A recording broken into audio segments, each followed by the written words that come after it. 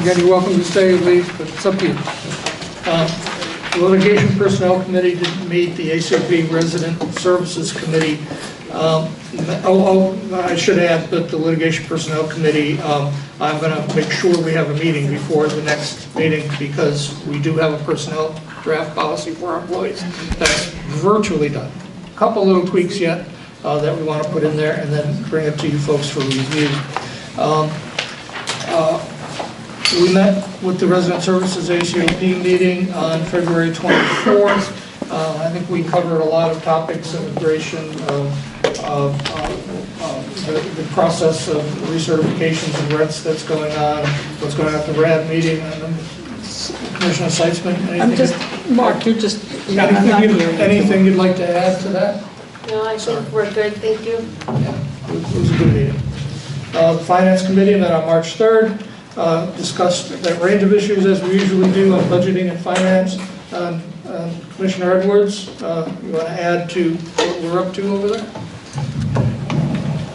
If I can, I prefer to wait till after you've completed your presentation and gone over the financials and your summary of our meetings. Sure. So on the resident concerns from the last meeting, some of the conditions over at a particular resident at Andrew Jackson have been completely addressed. We went to see her right away after that. A resident from Monroe Gardens regarding someone that was banned from the property. I should say just editorially that yes, we have upped our activity with banning people from the property that have a crime or are violent or some reason. There's a number of reasons. And this individual was, and we met and reviewed it, and I upheld that ban. Residents say that I should walk through our properties regularly. I do. Individuals that are homebound getting meals, a concern about that. We're referring them over to the food pantry and Hopes. We do have an informal process that maybe we could make more formal this year of when they're called, and I know Hopes does this and the food pantry. If we need to bring somebody food, we bring them food. And we'll have our staff do it, but we've also got volunteers. So anyone that knows somebody that's homebound, please reach out to us. We can get you connected to the right people. A resident is concerned about copies of door keys, thinking about being able to go down and copy them. We are researching a fix for this with our security card system supplier. So we're in process on that. I may well be coming to you in the next month or so talking about a new security card system installation across the board, but we're getting some initial prices on that. She was concerned that some individuals put somebody on the lease and then when they pass away, they can inherit the unit. That's true. If you're on the lease, you have lease rights under New Jersey law to that unit. And if your spouse, mother, father should pass away, you have tenancy rights. President of the Monroe Gardens Council had some concerns. We are working on getting that clean before noon every day. Valid request. Monroe Garden be painted. We had already been in process on getting some quotes on that painting, so that was in process. I should say that we did Monroe last out of the 3 buildings because they had been painted the most recently, so they were in better shape than the others, but we're getting over there soon. She stated that Monroe was only cleaned on board meeting dates. Both our manager and I disagree with the statement. Floor cleaning and waxing is done regularly. Common bathrooms and hallways are swept. We are going to have the manager and that resident council official kind of walk the building a little more together to take a look and see what problems she may have. She was concerned about an outside group. We've spoken to that group. They left they left it a little bit dirty when they used it. And an issue with the elevator that is not there. That's fixed or was fixed, I think, even before she mentioned it, but it's done. A gentleman from Monroe Gardens, issues with the transfer request. We have met with that family. and we've gone through those issues, and we think we've come to an agreement on where they are and what they want. Andrew Jackson, resident, had following concerns about a heater in her sister's apartment. It's been reported to me that it's been checked and is running normally. We did get that path back to the parking lot after the blizzard. It took us a couple days, but we got there after that big blizzard. An individual maintenance guy did not follow procedure answering the phone or lady. We've been reminding them of proper phone etiquette. And I think we fixed the intercom on the initials, if I'm not mistaken, or it is being changed with this area.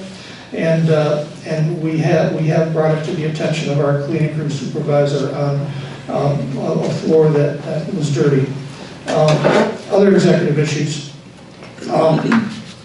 First, I'd just like to say quickly that our overall insurance rates went up dramatically. We budgeted for it, we knew it was coming, but a 36% raise. Wow, just it's really tough, and really tough for some of our employees to do. So, we pay most of it, but also employees pay depending on their wage. So it's a tough bullet to bite. And we'll be talking more in our committees about futures on insurance. That's health insurance. Health insurance. Yeah, I'm sorry, health insurance. Thanks. We did experience the worst blizzard since 1996 in February. It was a tough time. On Saturday, the prediction was for 7 inches of snow. We got anywhere from, depending on where you were, 12 to 25 inches. While the maintenance staff worked long hours, it certainly took longer than anyone, including I and maintenance supervisor Sammy, anticipated, and we apologize for that inconvenience that so many experienced. A truly difficult time for all of New Jersey and certainly for Hoboken.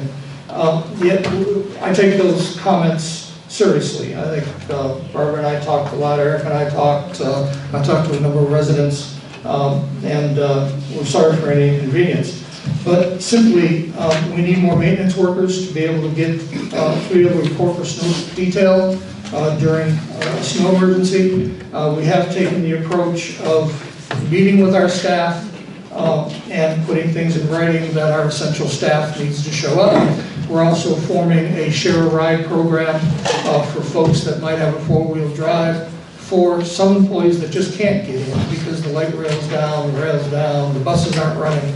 And so we're working on that side of things about just getting more boots on the ground during an emergency like this. And then second, we simply need additional plowing equipment. I think the moves we've made for the sidewalk Kubotas, they're called. That's those nice little carriage things with the plow on the front that go down the sidewalks. We could use a couple more for storms like that. When we get 7 inches, we're good. We've blasted out. But when we get, right, Danny? How's your back? Yeah. When we get that amount, it's really a challenge. It doesn't happen that often, but I want to be prepared for the next time it might. So we're going to be talking this year and working out a plan with Mr. Fermain, who unfortunately couldn't make it today. I think Sammy's not on, is he? No. So we're going to get some additional equipment. And then last, I think, resident services meeting, we suggested that there is a citywide volunteer effort that digs vehicles out for elderly or disabled folks, and seeing if we can tap into that. And I've already talked to a few people about this, forming our own volunteer group. We've got a bunch of great young folks and all that that can come out. One of our big issues is that, particularly at the elderly disabled sites, but it's elsewhere, you know, our plow comes into the parking lot, and our plow cleans out the parking lot. Great. Well, we've got all that snow between the vehicles, right? And that's really a resident's responsibility between the vehicles. If they're parked in the street or they're parked on a parking lot, we can't clean out between every vehicle on our site. We just can't. So it's left if you're able-bodied to do it, but we would like to get a volunteer crew to have folks sign up ahead of time, that if you're in such a situation you can't dig out your car, there's some volunteers here that we may be able to turn to make that happen. Frank raised his hand, all right, I'm sorry. Staff has submitted 2 applications to the city of Hoboken for CDBG funds for the newest round of funding, and hopefully not the last. For Fox Hill, we put in for security cameras on each floor. For all of our elderly disabled, we were hoping to extend our camera system to each floor. So it's not only in the elevators and the lobbies, but that we'd be able to see up and down each floor. For the main campus, the further installation of fence and gates that would control entry into the rear parking area. And this was for Monroe, I'm sorry I didn't write that correctly. At Monroe Gardens. The residents at Monroe have been asking a long time for some type of fence along that back. If you remember, they've just got like a 3-foot fence that runs there along the street, and we're projecting we could get that fence in and a fence to control the parking, and then additionally, everyone thinks they can walk their dog there, right? So there's that grassy area, so that would stop some of that. Yeah, and there's some condos across the street that people just think they can pull in and park for a couple hours and run in, or no. So a gate would do a lot there. So we put those 2 things in this year for the CDBG round, and that would use up available money on that if we get it. Those are the proposals. If we don't get it, there are some other ways of funding, but we're going to try that first. We have worked out an arrangement with our laundry supplier. They're going to be installing a laundry cart machine in the lobby at the main office. Some of you know it used to be there, and then we put one over at the Andrew Jackson Laundry, and it got vandalized. And so people are having to go over to Monroe to get their cards, getting one back in the central office, hopefully by the end of March. Yeah. Before the next meeting, I intend to come to both the Personnel and Finance Committee with a proposal to hire 2 additional positions. We don't have all the job descriptions yet, but I do intend to bring these to those 2 committees before the April board meeting. I'm not asking for any decision tonight, but I wanted to mention it in my report to get it into your consciousness.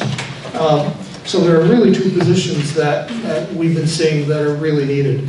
One is an assistant to the CFO. The finance department's duties have grown over the past 12 months with our maturing redevelopment project, including H4H and H4 duties, new HUD requirements and reporting regulations, and that's changing daily with what we're seeing come out of HUD and their cutbacks. We're doing a lot of different reporting to them now, both in public housing and Section 8. And I'll mention something on Section 8 later, that we're meeting with HUD every 2 months now and going over all of our numbers through the Section 8 voucher program,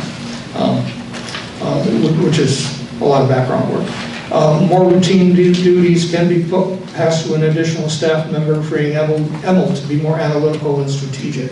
As we moved into the future, he's just got too much on him right now. I want to free him up some. And then the other one is a lease enforcement officer. Some of you might remember that I proposed this position a number of years ago, right? And then we at the time, we were still a troubled agency, and we could not fit it into our budget anywhere. But it's still a good idea. And particularly now, to properly do what it takes to track and enforce our leases takes an enormous amount of time and effort. Yesenia I've never seen her so busy. She's rolling. To great effect, by the way, to great effect. If you take a look at our numbers on what we've been doing on forecast evictions, as well as our tenants accounts receivable effort, is doing really well.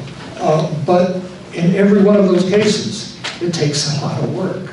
You've got to have your background, you've got to have your files, you've got to have your copies, you've got to spend a day, 2 days in the court system. It's just really putting her under the gun.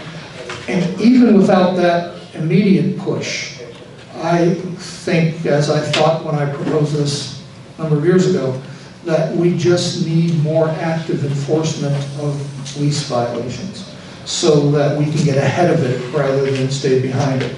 And that work that's now on Yesenia, and you're gonna, if that can be taken off of them with a specialist in this, that's really getting to know the court system, really getting to know what's going on there, and really, if a complaint comes in, jump right on it, track the notices to cease that might lead up to a notice to quit for a problem person, it will help our overall community quite a bit. So, again, I'm not asking you for any movement on this tonight, but I wanted you to think about it, and if you've got any comments, feel free to reach out to me. I will be holding my quarterly meet and greets with all residents over the next few weeks at each site. I did have the great pleasure of being contacted by the HUD inspection team that we are going to have our Inspire inspection at Harrison Gardens in April, and today we verified that it will be on April 28th. So we have until April 28th until the HUD Inspire team gets here. We feel pretty good about it. We're ready to go. We've got a little bit of work to do, but we feel good. HHA will be closed on April 3rd in observance of Good Friday. Mr. Merchant, do you want to brief us on some details of our H4 and Hoboken 4-1 Urban Renewal Associates? Absolutely. This one's don't know. No? 1, 2.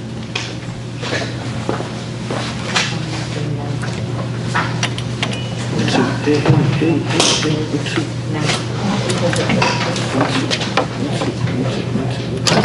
Want to go to the left? Yeah. I'll go to the left.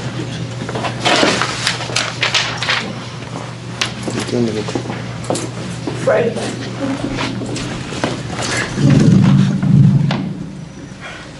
Good evening, everybody. Yes. Hi. Frank Merchant, Development, Hoboken Housing. February was a good month. I know that last month we talked about we're in the process of working with the city in trying to get through the redevelopment agreement, the RDA.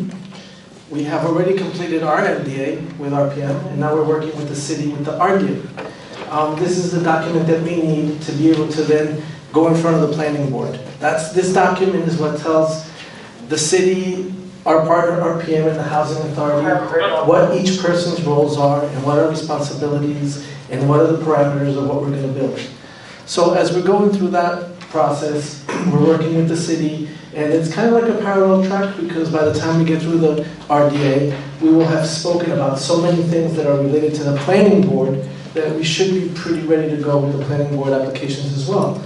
Planning board applications are what's going to get us to the point where we can actually start construction at some point, right? So our biggest goal that we're trying to get to right now is to get this RDA approved before July. So we are working through that process now. I also wanted to mention and thank Commissioner Edwards. He connected me with, from Kansas City Housing Authority, their Director of Development. Kansas City has been through a very large redevelopment already. So they've been through the steps of phase 1, phase 2, phase 3, relocation, the good and the bad. It was a very positive meeting, but most importantly, it gave me a good idea, and we're going to move forward with this. We're going to reach out to every major redevelopment that's happened across the country. I already have a list of 12. We've personally, the director and I met the Yesler family when we were in Oregon. And so as we're meeting these developments in Louisiana, we're gonna be meeting with them in this thing called Redevelopment Cafe. So the Redevelopment Cafe, it's a virtual cup of coffee that we will have with people who have been through what we're about to start. So that way they can say to us, listen, keep an eye out for this, keep an eye out for that. It'll also serve as reassurance for us as we're going through it. Are we going down the right path? Are we doing the right things? Is there more that we need to do at this particular moment? And the goal is to get to the point that when we reach phase 3 or 4, that we become that mentor to another housing authority. So our redevelopment cafe will become a repository of redevelopment information. So out of each one of those meetings, I will present to you guys a little blurb that will say, hey, we met, and here is what they've done, and here are some of the insights that we can get. Or low-hanging fruit right off the top. Obviously, one of the most difficult parts of any redevelopment is relocation. While we are fortunate that we are going to do build first, that's going to minimize the impact of that. But that's still something that we must work aggressively and early to make sure that through communication and through every process that we can have, so that we don't get to that point where the building is beautiful but people feel uncomfortable as we're moving. So we want to make sure that every family has a clear path as where they lie, who's next, what's the building that's coming. So we talk through that together so there's no surprises. Speaking of surprises, one of the things that they spoke about were construction costs, and that's something that we're really going to pay very close attention to, because that's something that can make a project run away. And just making sure that, obviously construction costs are things that are beyond our control, but we can always make sure that we keep an eye on it. So that's that. Another thing that we're pushing for is building capacity of the staff and the commissioners. We're going to look into some classes for low-income housing tax credits, because as we move into that program, we want to make sure not necessarily that you can run the program, but that you can understand the basics of it, so that we know, as we're talking with folks, that we're getting the right deal. From our very first meeting, what I can say is that we got feedback that it seems like we're doing everything that we should be doing at this point. However, that's something that changes from day to day, and we must stay vigilant and we must stay aggressive, because days go by, and before you know it, a week turns into a month. And I know it's hard because we are redeveloping, but we are also running a housing authority at the same time. And it's important that the housing authority doesn't feel the redevelopment. They only see it when it's complete and they experience it. So that's where we are with that. Next month, I hope to bring you some information on our survey. And also, we have identified a date that's going to be our first meet and greet with the architects, where we will finally, after 5 years of redevelopment, our strategic plan, the redevelopment plan of the city, we are going to present the building that's been being put together by the comments and by everything that was informed by these plans. So it will be the unveiling of our first phase building. We're looking at potentially doing this on May 13th. The location is still to be determined.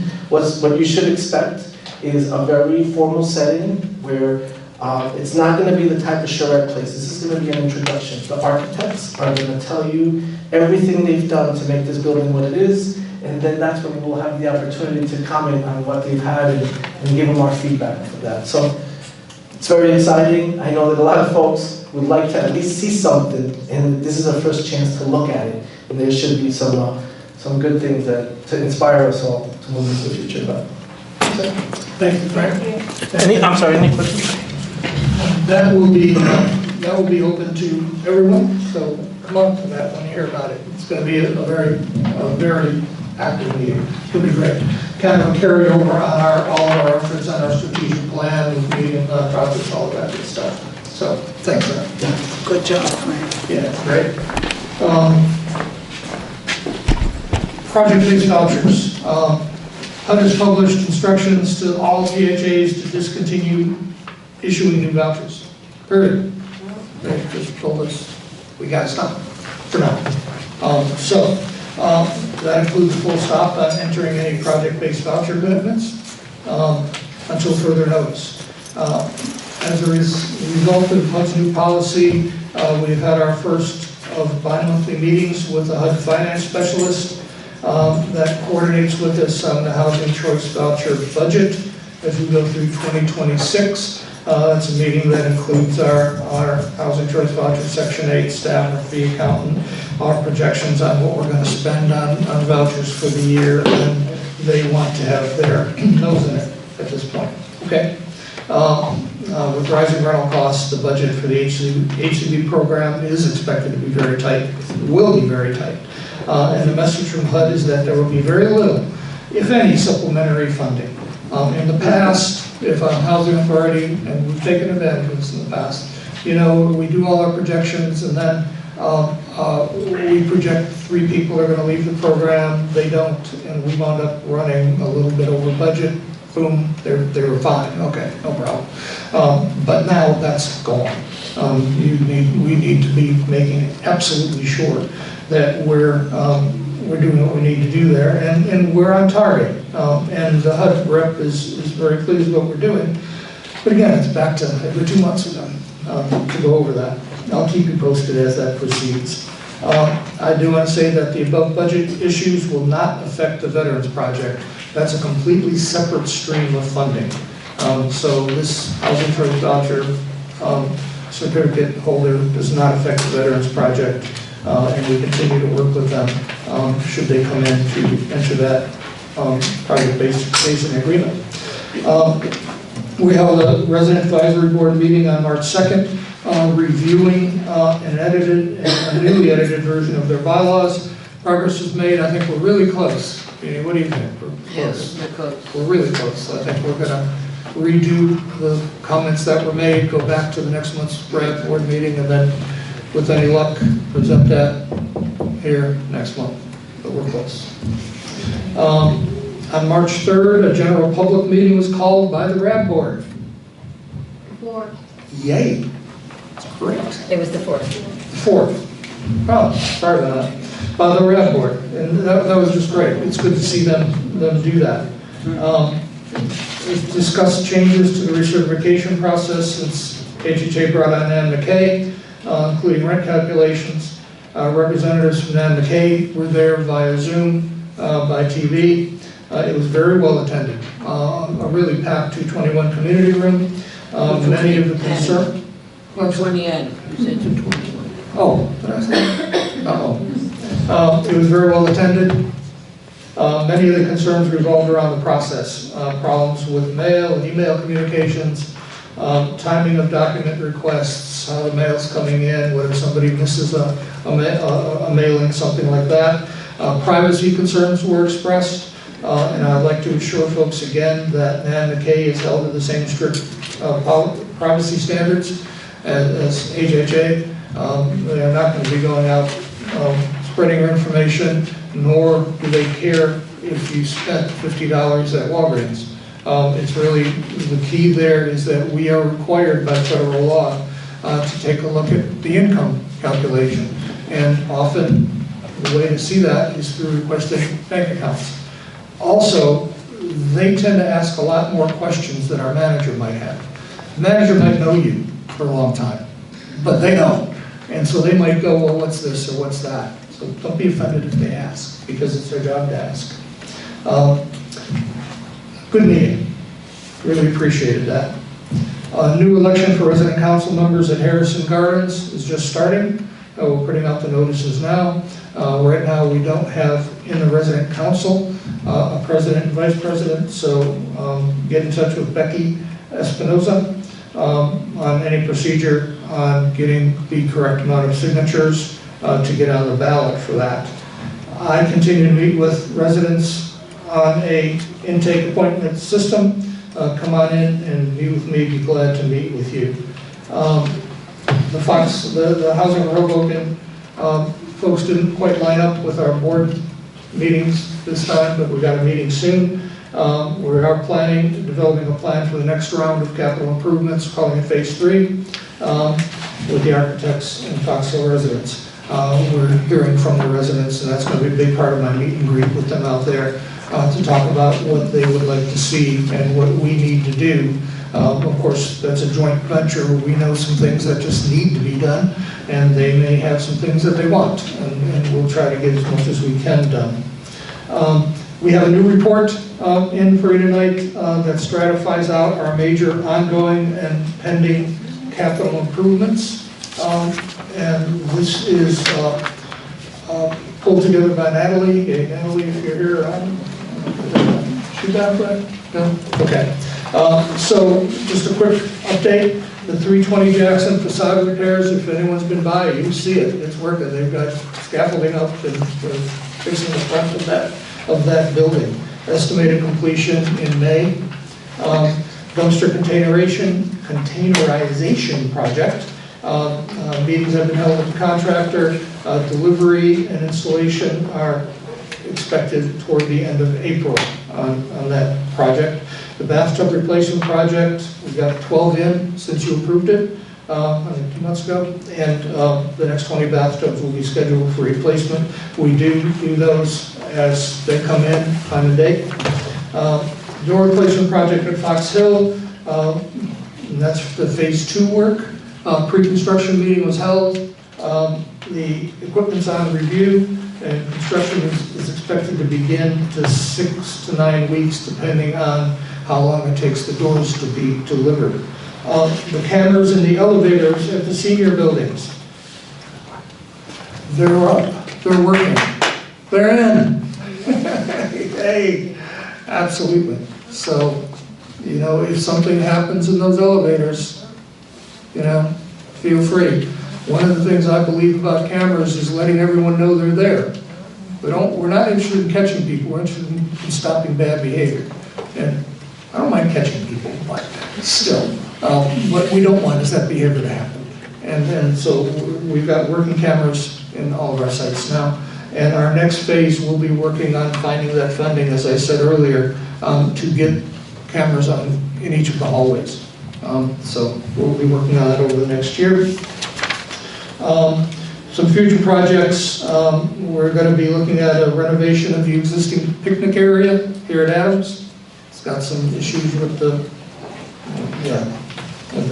concrete out there, so we're looking at doing that in the near future.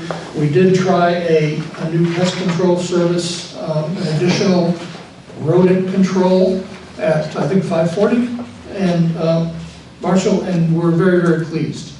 So we're going to be doing a request for proposals to expand that to the rest of Andrew Jackson Gardens. We do have a roof replacement that's needed at 655 Marshall. That's one of the only roofs that we haven't replaced recently, so it's time. We've got some issues over there with flashing in the actual roof.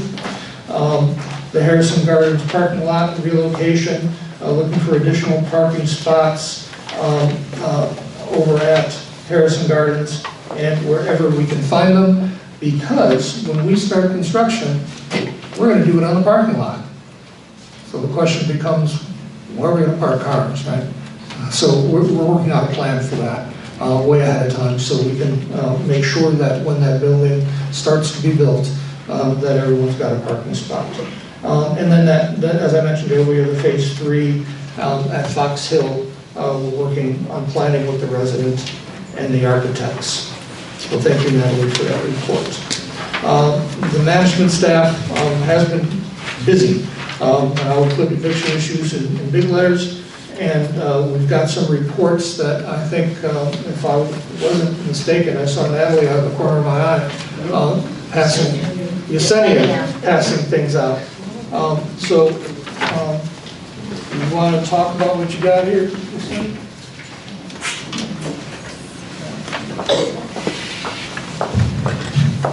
Now, when you were kids, people didn't call you Natalie. All the time.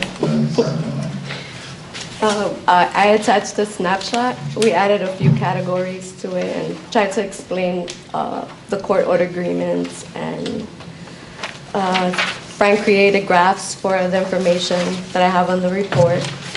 It's a lot of paper, so we'll try to minimize this on the next board meeting, but if you have any questions, then but we did go to, we are entered in court repayments up to $868,000 at the moment.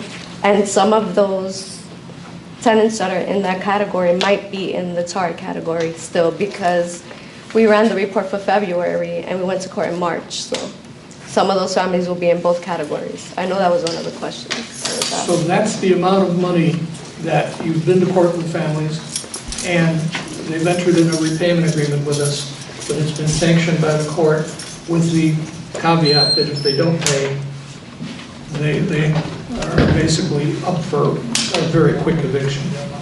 Yes. Yes. Which we don't want to do, but No. thank you. That's a lot of work. Yeah, a lot of paperwork. A lot of paperwork. She get a raise. Yeah. And I see you've got a report here on the tenants accounts receivable, I don't know, Frank, on the 30 days, 60 days, 61 to 90 days. That's a fairly new part of this report, is it not? Yes, as Commissioner Edwards had asked, he would like to see moving forward, which is at least 6 months worth of, history. And because sometimes, I know that most of us are very visual, looking at these graphs, so as you go through the graphs, something that you'll see as a pattern is that court order agreements moving forward is the graph that should always move up. Housing authority repayment agreements will stay at that number that it is now unless a family defaults. So that number will never go up again, the housing authority repayments. So That's this chart? that's that number. That one will never go up. It will only go down. And then it will either become a paid repayment agreement or it will become a court-ordered repayment agreement. So then, as you see, the warrants pending, there's 7 families waiting right now. The complaints in the court right now, pending complaints, are going up. The lockouts in January, as you can see, significant. So this will start to show you this court order repayment one. Right now, there's 40. Those happened between the month of December and February. So that's a lot of court-ordered repayments that happened in those 2 months, and that one will continue to go up after each court appearance. Then the families with a balance, what you see there in that December spike, that is not unusual. That's year after year, unfortunately. That is as all of us get caught up in the holidays and fall a little behind. That reflects there, and then ultimately the families in the court process, you see we had 0 in October, and there is, Over 160. right, 160. That is a significant. And if you think what that is going to translate into court-ordered repayment agreements in the next few months is going to result in court appearances. So what we call the pipeline right now is very, very strong. So the court ordered appearances are people that they've already done, the people that have done court agreements are not on this. No. Right, they're already off. Yeah, that These are folks that don't have a court ordered agreement They're yet. going to get. Yes. Are going to get one, hopefully. Right, okay, thank you. But go on. And then ultimately, and I think that this is what's most important, is that over the next couple of months, you should see the housing authority getting out of the severe 90-day ones. We're always going to have, and even if you look at the amounts of the families that owe now on the low end, there are some folks that appear in the over 60 days that have a small amount that they owe. They're still there, right? So it's a lot of information that moves a lot every month, so it's tough, and that's why I understand the frustration and not seeing are we moving forward. But I believe if just these graphs that Commissioner Edwards requested, these will visually just tell us every month instantly whether we're going in the right way or not without even looking at the numbers. So thank you for your suggestion. Thank you, Jasenia, for putting it together. And I think moving forward, if you guys are comfortable with this format, then it's easy enough to just update from month to month and maybe not make as many changes. We've been gung-ho on making changes month after month for the last several years. And obviously we're trying to get better, but maybe to pick a format that we can use for a little while, if this is good for you guys, and maybe revisit it quarterly or whatever. But hopefully this gives you some of the clarity that you needed. On the lockouts completed graph, we're showing about a little over 8, between 8 and 10. And then you said there's 7 more that are waiting now. Those are the pending, right? Those are the pending. That means they've been through court. They've already, it's already just waiting for the sheriff. For the sheriff to turn up and lock. We Again, already locked out 5 of those 7 this month. You'll see it in the following. In the following. so. I think where the confusion comes in that you're running the reports for February yes. and the actions are taking place in March. So it's always going to work like that, correct? Yep. With the reports? Okay.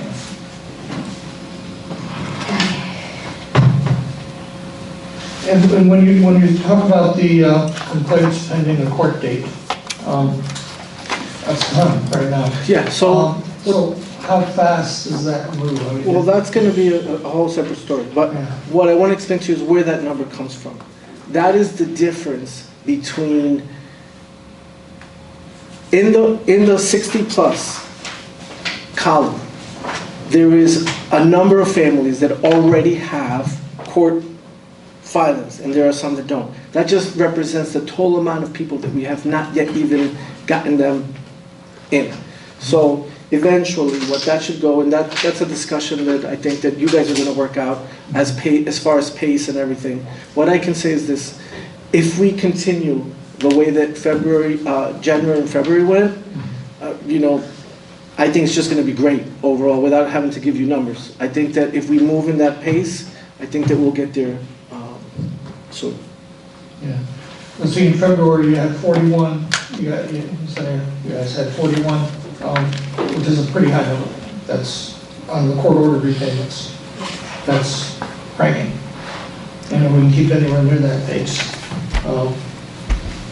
great. But of course, some of that's on our hands. Depends on the court, depends on when they schedule, how they schedule. If somebody has an attorney, sometimes they delay, they get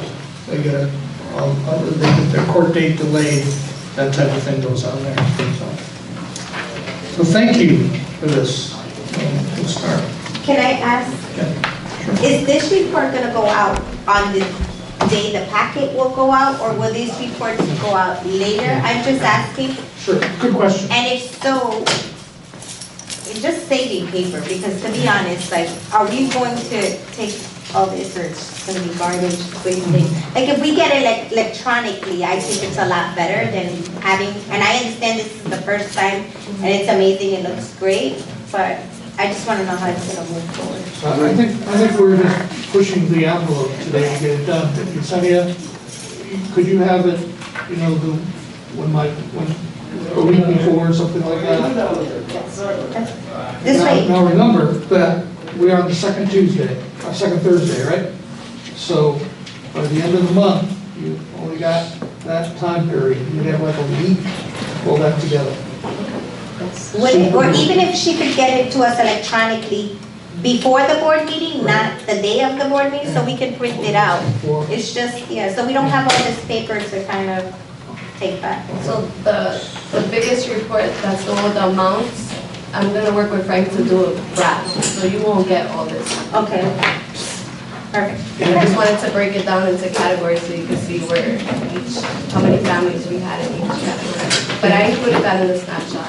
And if the printer would have cooperated, what you guys would have received is a little booklet that's small. So it just, at the last second, just didn't print, so. But that's the goal, to give you something small, and yes, the bigger stuff can be even. And maybe, how are you saying, maybe some bigger stuff could be just digital? I'm sorry. Yes, because it's just the process of just having all this paper. Well, most of the report is the pages with all the numbers. Yeah, that's right. If you took that out, you'd cut this report by 3/4. Yeah. Yeah, if we can get it before, it'd be great. And it's obvious a lot of work has gone into this, thank you. I still struggle with two things, but am I allowed to ask questions? Yes, go ahead, because, I mean, she's here, and I'm not sure if she's leaving after. And it's not Yosemite's fault or Frank's fault, but the fact that the number of families with a balance, even after all these repayment agreements, is virtually static. Says we're getting a lot of new problems. And I guess I'd like to understand why. And I know it's not your fault, but here you've done, if I'm reading this right, well, in February you did 93 repayment agreements, right? Is that right? Am I reading that right? The third and fourth line down? I'm looking just at public housing. Those were already active repayments. Those are in-house. Oh, you mean the total of both? So, well, let me ask it a different way. How many repayments agreements were done in February? In February, 41. Okay, so 41 is 4% of the population. So you think that the number should be down by 4%. And and I'm not saying anything to anybody who doesn't know, but I did some checking, Our accounts receivable 4 years ago were 650,000. Our accounts receivable today, because of all the defaulting and non-payment, is 4,100,000. But we also have to think about COVID and, am I right? Yeah, but And that's- adding all that in. I think that was something that happened across every housing authority. It's 6.5 times, and it's not going down. COVID died a few years ago. So it feels like we're running in place here. Again, I'm not blaming anybody here, but what can be done? But I think we can focus in on that. Yeah. I think we should. Go ahead, I'm sorry. I agree that we need to focus in on that, but I think that as a housing authority, at this point, we are doing our due diligence. We are doing what we're supposed to be doing. If you're late, if you're not paying, if you're 30, 60, 90 days, they are taking the proper actions to take you to court. I think now the residents are getting the point that you are no longer going to not be able to do it and not go to court, that they are moving forward with court, that they are moving forward with lockouts. And I think that this is something new and I think everybody here can agree with me that this is something that hasn't happened in a while, where we haven't been locking out people, where court was taking months before we got in there. Now, I believe it's like every 2 weeks we're in court, with residents. So, I think that, I don't know what else we can do except continue to educate our residents and maybe provide them financial literacy to understand that you have to, this is part of your budget, your household budget, and this has to get paid. And I mean, that's the only thing that I can think of. I don't think it's that we're doing anything wrong. Well, I did not mean to blame anybody. No, but- It's a problem, go ahead. Yeah, I think when you would go to these conferences all across the country, everybody's saying the same thing. And I bet you there's some articles on this. So unfortunately, we're not the only housing authority who's having this issue. And when we speak to people across the country, we go to conferences, we can also do some brainstorming and see what other people are doing. And I think we have some best practices that we can share with them. The problem is it's a very difficult situation because we don't know everybody's individual situation. But I think if you could be proactive with financial literacy, if we could be proactive by saying that now things have changed, this is what's going to happen. If you don't pay your rent, this is what's going to happen. Of course, if there are extenuating circumstances, please come and talk to us, because the idea is not to, of course, evict anybody and make people feel comfortable in coming. I think that they've done a really good job with the in-house agreements and speaking with their lawyer and team. But I think financial literacy, if we could find a non-profit partner, which I think we have some available, to come in and try to do some literacy training, financial literacy training, it would be helpful. Doesn't Paris do that? Yeah, we do. We do, we have it. We have individuals who are trained to do stuff like that. And I know at one point we kind of had an agreement where individuals that went into repayment plans were asked to do a budgeting or a financial literacy class or take workshops. That's possible. Yeah, I mean, that's up to you. Again, I'm not here to plug in my job. You guys can use whoever you'd like. I'm just saying, but these are some of the things that we have done in the past, where we have worked with the housing authority, and individuals who went into repayment plans were asked to take a financial literacy workshop. And they had a one-on-one budgeting counseling person, so they would meet with the advocate would ask them to bring in all their documents, and how are we gonna budget to make sure that this is going to be paid on time? And we can work with that, Mark. You can speak with Evelyn and come up with something, and absolutely we would be glad to do that. It's one of the services we offer anyway. I think that's a great idea. The first step, though, and I don't know if this is what Dave, you're looking at, is I would like to understand better the trend. Why is it statistically? What's going on here? Because I'm not sure this is perfectly right. What happened? Did 4 years ago, were we writing off more, so it was coming off the books? We weren't seeing it? Maybe that's it. But I'd like to think, let's see what happened. Why exactly that happened? And again, why, when we're doing this, where's the point when it does come back and start reducing our TAR amount? And I'd like to plot that out, probably with the finance committee, but I'd like to take a look at that first. At the same time that we're doing this part. I have a question. When you're saying that we were writing it off, and again, I'm not the smartest when it comes to finance, the financial portion. So when you're saying that you're writing it off and we're not seeing it, so once it's like we sign off for it to be written off, it doesn't show up on anything? Yeah, Is that what you're saying? There's a point where you're through with the court process, you've gotten the judgment, it should come off your books, because it's not there anymore. It's, not to say we won't go after that money, right? But it doesn't count for your accounts receivable any longer. It accounts for your allowance. Yeah. You wanna address that at all? So when the tenant is out of, they're either evicted or there's a receivable for example, a deceased tenant, annually we write off those accounts. That is written off on a financial standpoint. So the accounts receivable is written off and an allowance was already booked against that. And that is also taken off of the financial statements. However, that is still a debt to the housing authority that we can then go after. So I'd like to take a good look at that process and what we've done over the past 4 or 5 years. Make sure that process is complete. Well, then, we should. Should we announce it? I'm sorry, should we announce it?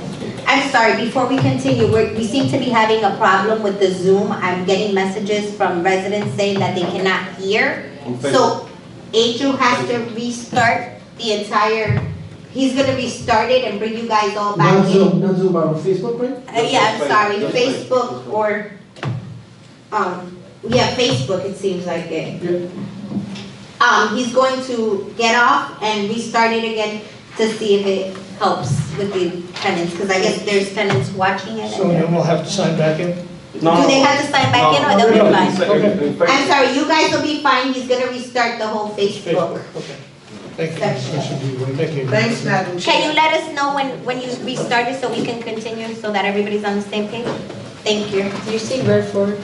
No, I don't have it. Yeah, everything is here.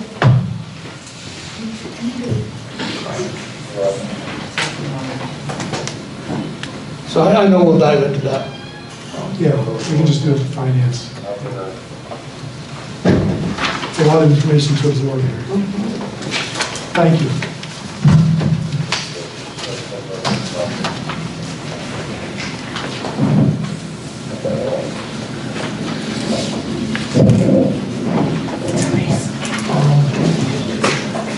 Should I just, are we taking 5 or while Yeah, he's he's just taking a gonna- few while he gets on? Yeah, I'm sorry. We're just gonna wait a few minutes until Angel's able to get back on and then we'll continue. Okay, good. Oh, sorry.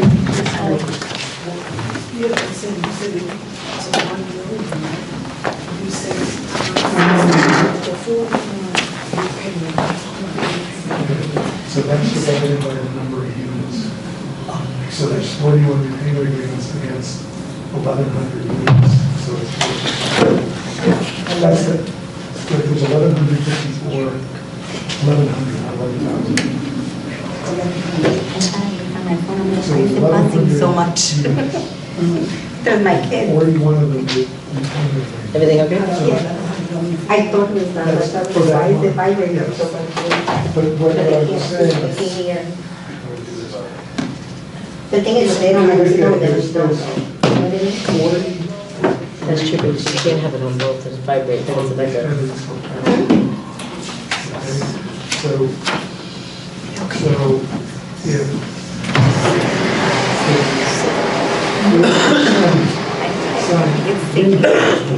This number should go down to 39, right? But I'm not it's stated trying 40, you actually went up to 45. Okay, let her- So that means there's more people que ellos no están haciendo el that are greater than the number of units. It's just not, you know what I mean? I'm looking at you, because me and you were like right there, like, I was waiting for you, like, girl, you better get him I'm out. watching that. I just texted Red, but I haven't heard. I know, I texted her, is he on vacation? Well, it may not be them, it may be somebody else. So that 4 should take us down to 39%. But you look at our numbers, I it's think 45. 45%. So there's 6% of our people who are doing work. I know, so who's getting, Thank you. Yo creo que tenemos los votos. 1, 2, 3, 4.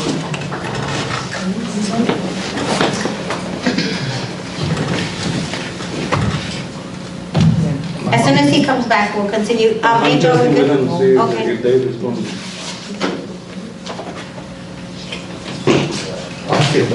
I'm sorry. She said yes. It's good now? Okay, we'll just wait for Commissioner Edwards to come back.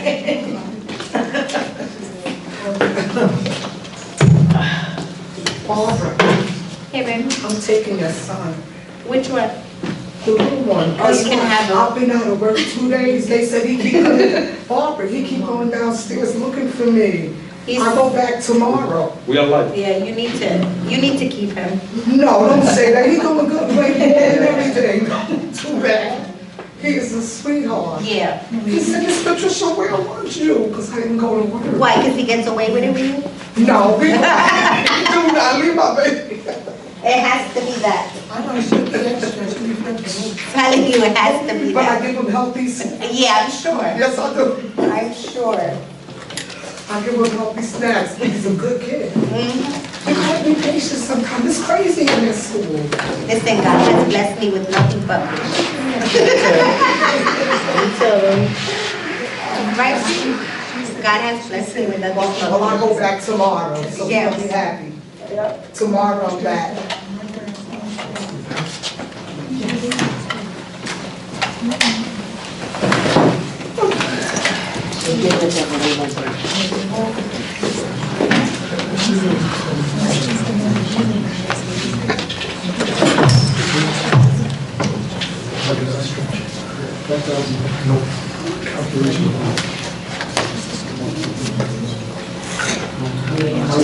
Are you finished with your report yet? Let's go. Let him stand there.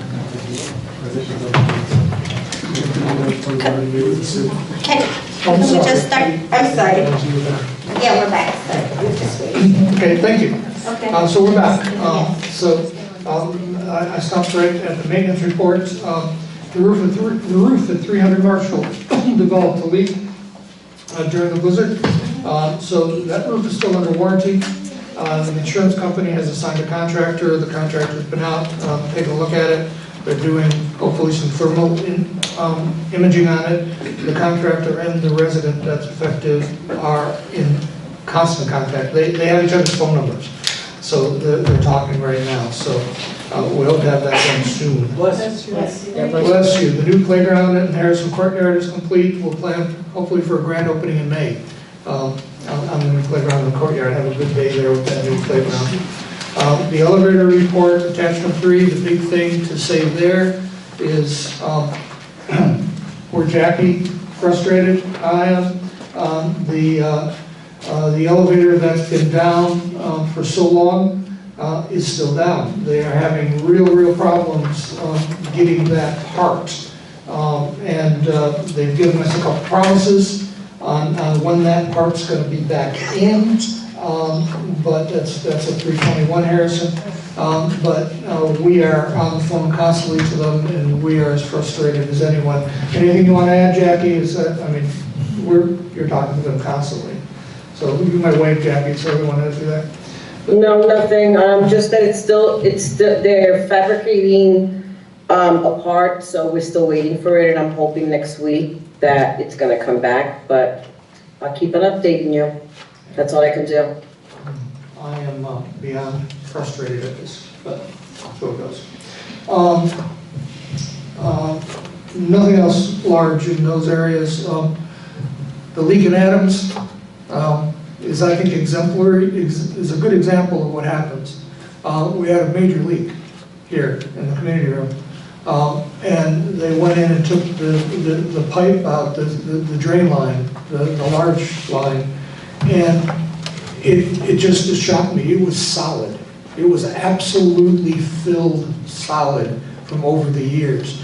And it's another example of these buildings need a good, substantial renovation because we've got pipes all over this housing authority that are that old, and when they are that corroded and full of gunk, What happens is when you flush it, doesn't get past that. So we had to take it out and essentially rebuild the whole section down in here with brand new pipe. And, it was a major project, but they got it done. Boiler systems, they've been working hard with their keeping us warm. An elevated number of pipe leaks in our heating system throughout. And again, as great as it is to have new boilers and 2 boilers at a number of locations now, which by the way have saved us a couple times this winter. The steam lines, condensate leaks, they're old. And we just can't afford to replace every steam pipe and water line in the housing authority. It doesn't work like that.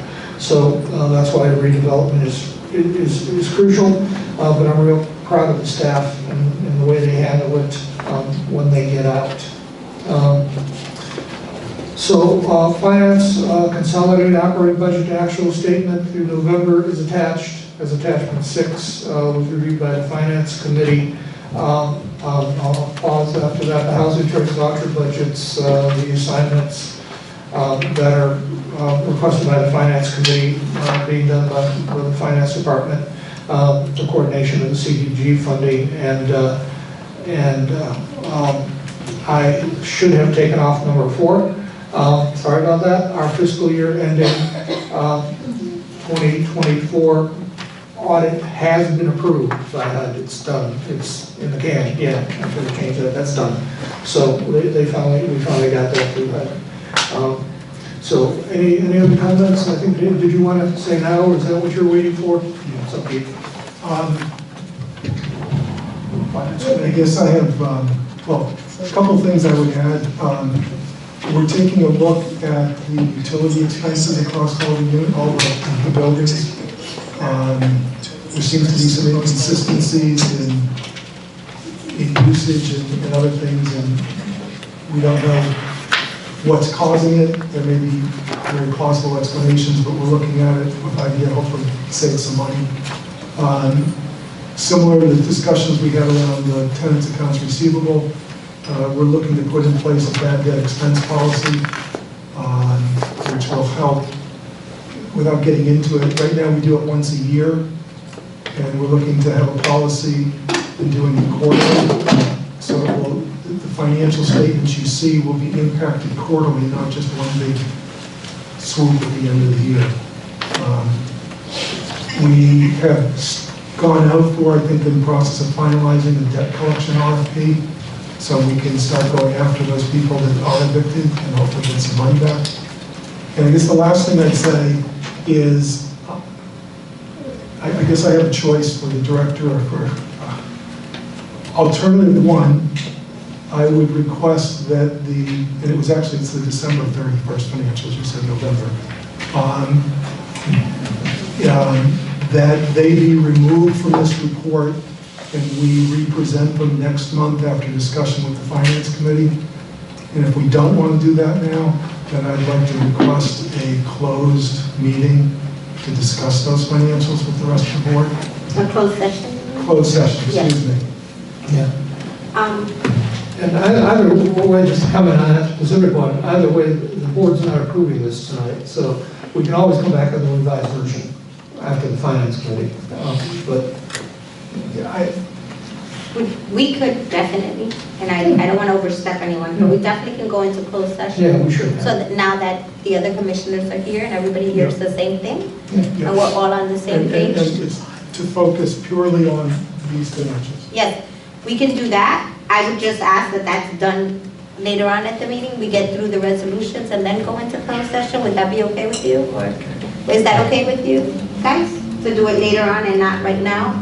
So that we can move forward with the meeting and kind of leave that for, Absolutely. is that okay? Yeah. Okay. Thank you, Carmen. Resident You're welcome. services, what? Did you do that? Yes, What about the people sleeping?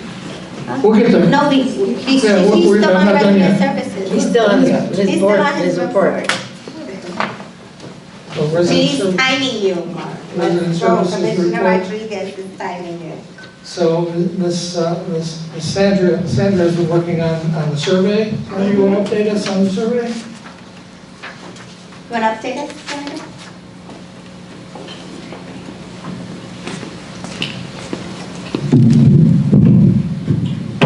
Sorry about that. Sandy Valinas, SANDY, Public Relations. I'm going to step to the side so maybe the general public could look at it. So as part of the Resident Service Committee, which I'm part of the Resident Service Committee, we are very passionate to finding out about the type of events that we give to the residents, the type of programs that we provide the residents, the type of services that we give the residents. So we look at that, right, every time we get together as a Resident Service Committee, and we always want to know what you guys think, the residents, right? Are we providing you the type of events that you want? Are we giving you enough? Are we missing on something? That's why when we talked about it, I think it was last October, that we were finally getting together and meeting as part of the Resident Service Committee. We talked about, let's put a survey together so that we hear your opinion, right? We could talk about it as a committee, but we would need their input. So we put together a survey back in October, then we all review it as part of the Resident Service Committee. We review it, we looked at all the questions, and we finally were in agreement on what we wanted to ask the residents. So then that questionnaire, that survey finally went out on February 2nd of this year. It went out. At that point, it was posted on the HHA website. I have the website here just for some people that perhaps don't know what our website is. I know Angel is going to help me with that. So here's your website, HHA at myhhanj.com. And what I did was the announcements were usually at the bottom of the page. I kind of put them in the middle so they're like right there. So in latest news, you will see that the surveys are posted. Everything that I post are going to be there. It doesn't make the page look so pretty, but they're right there. So I posted the survey on the HHA website on the 2nd of February with a QR code. You could take a picture of it. Once you take a picture of the QR code, it's easy to go into your phone and fill out that survey. I also posted it on Facebook and Instagram on February 2nd, February 3rd, and March 11.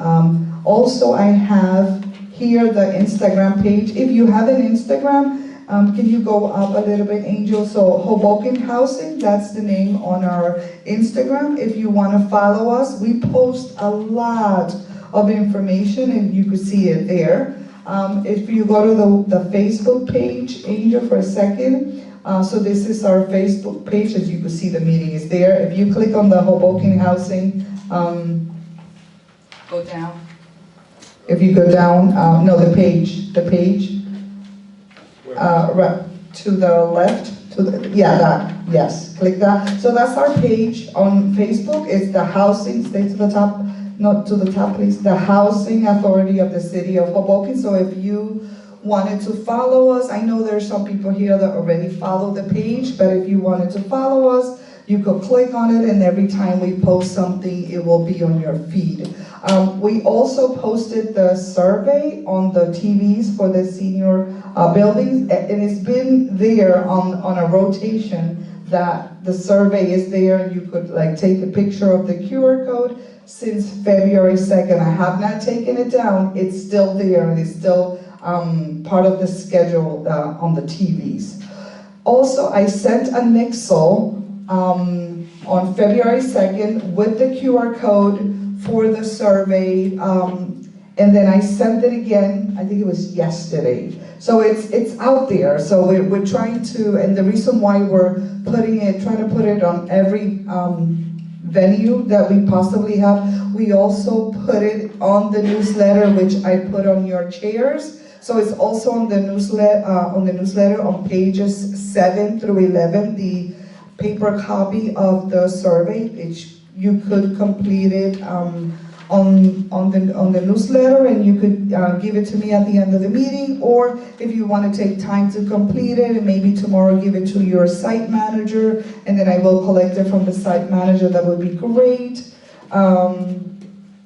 So the survey as of today, there were 29 responses. So just think about this, right? The survey has been open since February 2nd, so today is what, the 12th, right? So a month and 2 weeks it's been open, and so I'm trying to put it up, hopefully after you now that have the newsletter, perhaps we will get more responses from the newsletter, from the survey that's in the newsletter. But we're doing it because of you, right? We want to get your feedback, we want to hear from you.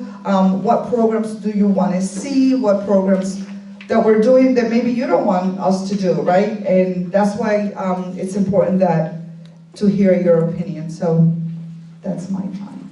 Thank you, Ms. Sanders. You're welcome. And you just published the newsletter today, right? Correct. So thank you. Yeah, you're welcome. Yeah, Thank you. very good. And Andrew, do you have a video from Becky? Yes. We're almost there. Becky could not be here with us today. Family issue.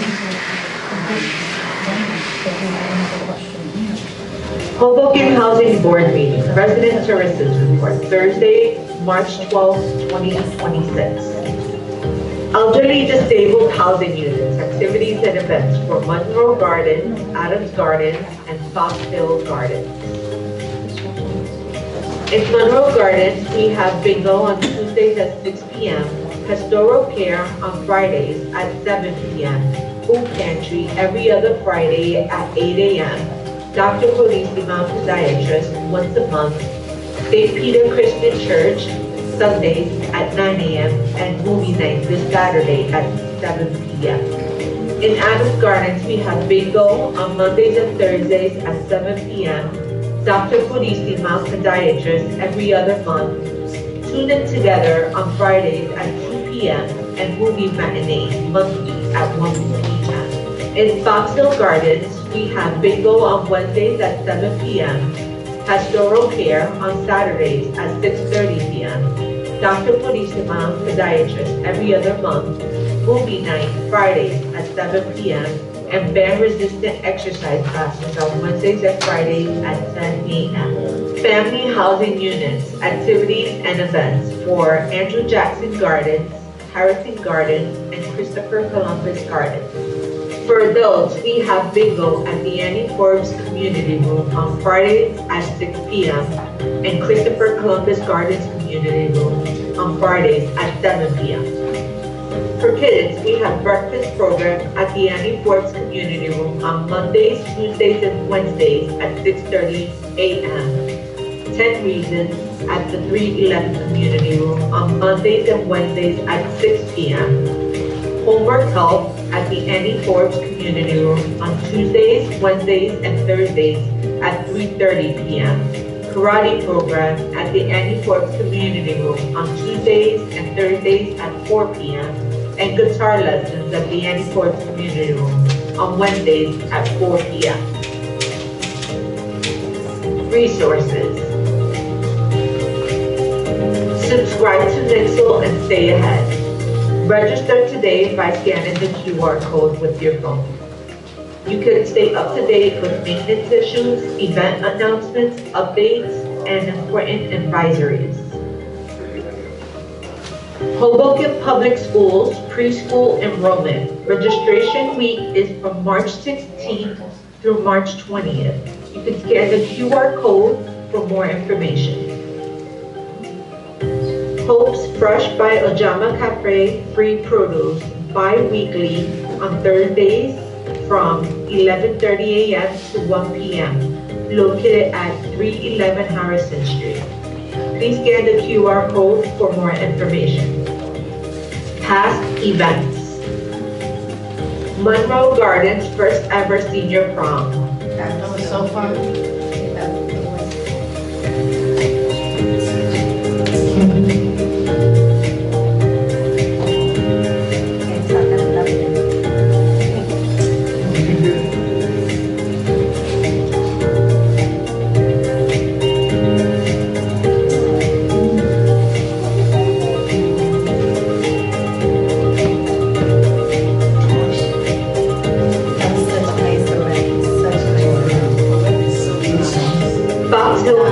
Valentine's celebration. Nova, I don't know the other name. No. That's fine.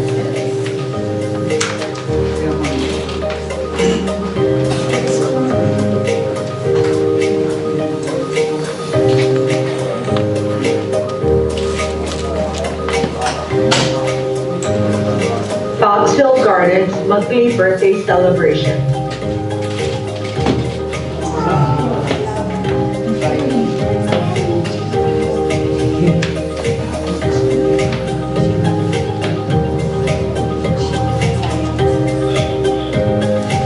On Wednesday, March 4th, in Adams Gardens, we had a resident advisory board emergency meeting. It was open to the public regarding Sam McKay Leasing Company.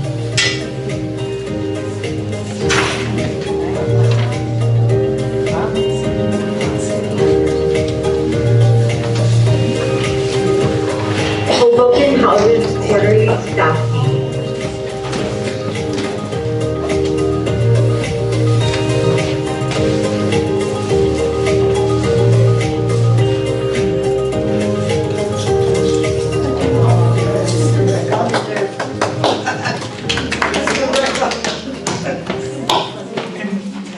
You saw Jimena there. We do an outstanding employee award every quarter. She works there, yeah. Yeah, Jimena's a right-hand person to Cindy back there. And Jimena's very much responsible for a lot of the hard work on the court stuff and the resident records. She's nose to the grindstone, and she's just been doing a great job on all of that. So she was our outstanding employee of the quarter. Thank you for all of that. Just one more thing, and it's really a shame. Sammy had a family emergency today. It was fine, but he had to deal with something. Because the very last thing in my report was this incredible letter I got from residents. He's on, Mr. Recco. Oh, Sammy's on. Okay, good. I don't see him there. Yeah, he is on. Yeah. Can we see you, Sammy? No? He's probably on his phone. Yeah. Yeah, I'm on my phone. All right. I'm on my He's phone. probably on his phone. Well, I You're think... putting him on the spot. I am, and I meant to, because we got this letter from concerned residents regarding Mr. Vermay, and I thought it was worth sharing and reading into the record. It's addressed to me and to Mayor Emily Jabor. It says, "We are writing on behalf of the many residents to express our sincere appreciation for the maintenance supervisor, Sammy Vermay, and his many years of dedicated service to our community. During the recent snowstorm, residents witnessed firsthand his extraordinary commitment. While many were safely indoors, he was out throughout the night, and they're not kidding, into the early morning hours, ensuring that walkways, parking areas, and entrances were clear. His efforts made a significant difference in keeping residents safe during and after the storm. In addition to his responsibilities within our housing community, it was witnessed that he assisted the city with clearing certain street corners when they were short-staffed. This willingness to step beyond his assigned duties and support the broader community speaks volumes about his character, work ethic, and dedication to public service. This level of commitment is not new. For many years, he has consistently gone above and beyond his responsibilities. Residents regularly see him working long hours, responding promptly to maintenance concerns, and taking personal pride in the upkeep of our community. His reliability, professionalism, and genuine care for residents do not go unnoticed. At the recent monthly resident meeting, there was discussion about the storm response, yet his extraordinary efforts were not acknowledged. We feel it is important that individuals who demonstrate this kind of commitment and leadership receive the recognition they deserve. Employees like him contribute greatly to the safety, stability, and overall well-being of our housing community. We respectfully request that his dedication, longstanding service, and recent extraordinary efforts be formally recognized. Please accept this letter as a heartfelt expression of gratitude and appreciation for a supervisor who truly serves his community with excellence. Sincerely,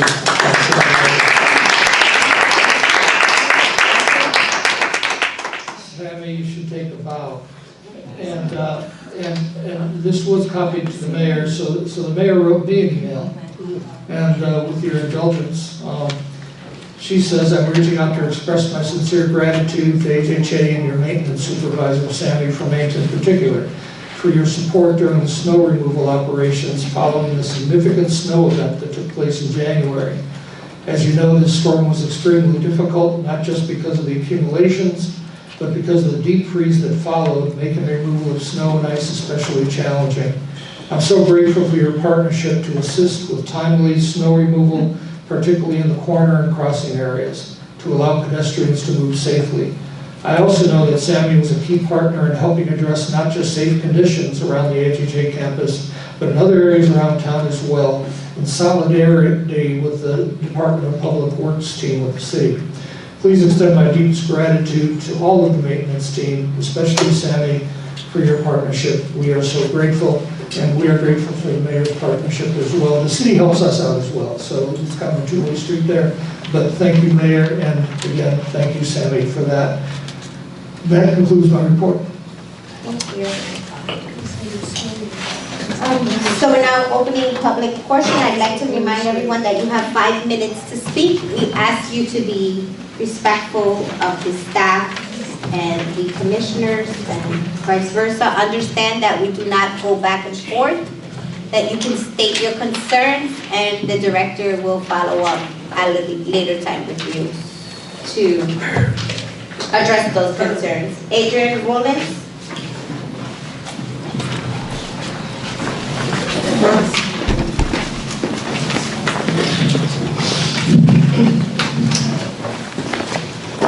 Adrian Rollins, R-A-W-L-I-N-S.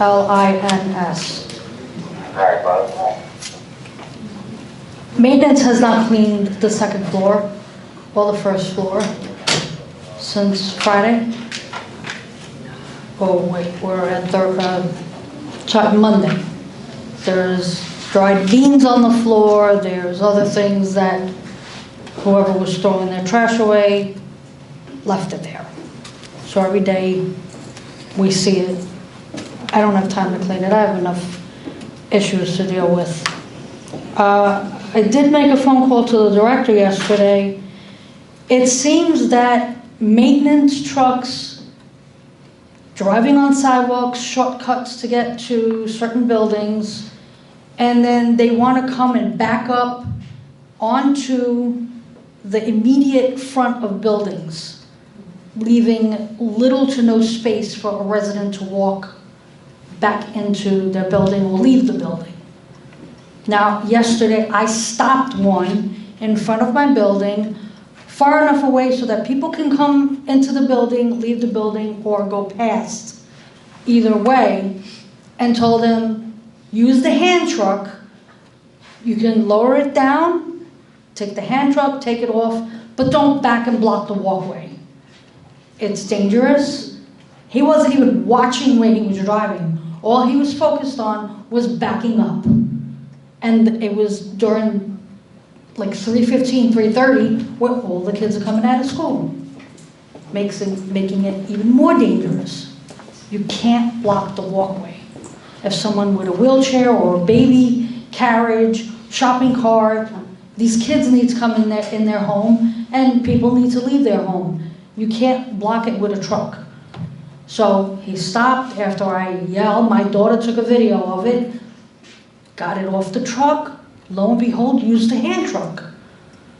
I was like, that's the way you're supposed to do it. You're not supposed to block the walkway. And parking on the sidewalk, hey, why don't the residents get to do that? Why is it only you guys allowed to do that?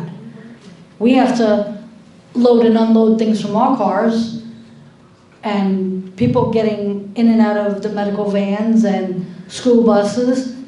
I mean, it just doesn't make any sense why that happens and they don't watch what they're doing. You need maintenance. I don't know how many times over the years I brought up CWEP for maintenance. You also have residents that are doing the minimum amount of rent who are supposed to do 8 hours of community service. If you have the guys, let the guys go and do the maintenance. Some girls, let them go and do some maintenance. Let them work in the office, volunteer. whatever. But you have people that need the experience. Get them out there, get it done. There's no excuse for, and you can not have it all in one shot. You could drag it out through through the entire month so that 8 hours here, 8 hours there, needs help over here, you spread out the hours and it can help the housing authority a whole lot. You mentioned the inspection for Harrison Gardens. When will Andrew Jackson have theirs? Because I know we had to cancel due to the blizzard. I'd like to see an organizational chart on the website and printed for residents so we know who does what. Not everybody knows who's doing what. The financial literacy is a great idea. I think that we need more. I know I need it, and I'd like to do a class, but that's for another time. And the wait list for the senior buildings and the family buildings, when is that going to open up again? I have a few people who need the assistance. And that's it. Thank you, Ms.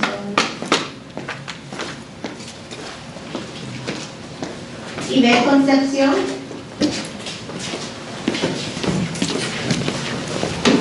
Just spell your name.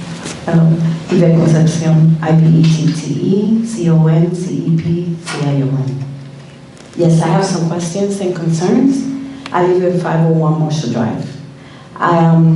One of my concerns is walking outside. I leave for work at 6 in the morning and stepping on dog poop everywhere, right in the front of my building, as soon as I step out. By the parking lot, another issue. I park around 540 Marshall Drive. The rat infestation, I'm sorry, Mr. Rico, but it's out of control. I had to bring my car to the mechanic because they were chewing on my wires. They were kind of making a nest. Inside, I opened my hood, and I had to pay money for that. I don't know who's going to reimburse me, who's going to be accountable for that. Or what are they going to do, because this is getting out of control. You know, it's too much. You know, I work, I paid a lot of rent, and, you know, I think that it's not right. It's not fair for us tenants, you know. I've been calling Oscar, complaining to see, you know, the garbage, you know, it's out of control there. I've been moving my car, trying to see if I park somewhere else, but, you know, parking here is another issue. You know, another thing, it's my hallway. I walk out to throw my garbage, and it's garbage all over the hallway. I don't know who's doing it. What floor are you? I'm on the 3rd floor. Every single day, I don't know who's not bringing down the garbage. I mean, there's a container outside, 2 of them, and I don't understand why, but you know, and the incinerator's there, you know, but somebody's doing it. It's a lot of garbage. It's not just one little bag. It's heavy, like, you know, furniture and stuff. That's another issue. And another issue, somebody's spitting all over the walls. I know they painted the walls already, like twice, and they still doing it. You know, that's disgusting. You know, like, who wants to live like that? You know? I went to Home Depot, and, you know, my door was disgusting. So I bought gloves and everything. I spent my own money out of my pocket. I went and I bought paint, and I painted my own door. I shouldn't have to do that. You know, it's embarrassing. You know, we have family, friends coming over. You know, I don't like to live like that. Some people do, but not everybody. You know, unfortunately, you know, this is how we live. You know, because of some people, everybody gets credited, like, you know, and it's not fair. You know, another a question that I have: why we have to show bank statements when we renew the lease now? This is a new thing added to the lease.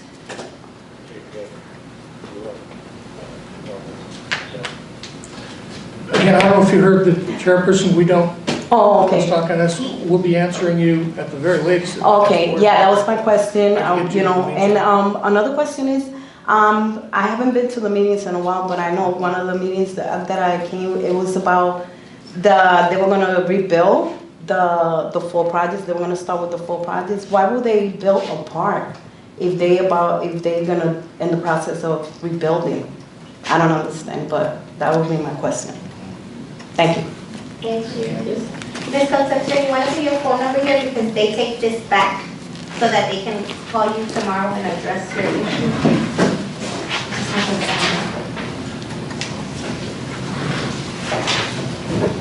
Make sure I get that. Yeah. I will go to it.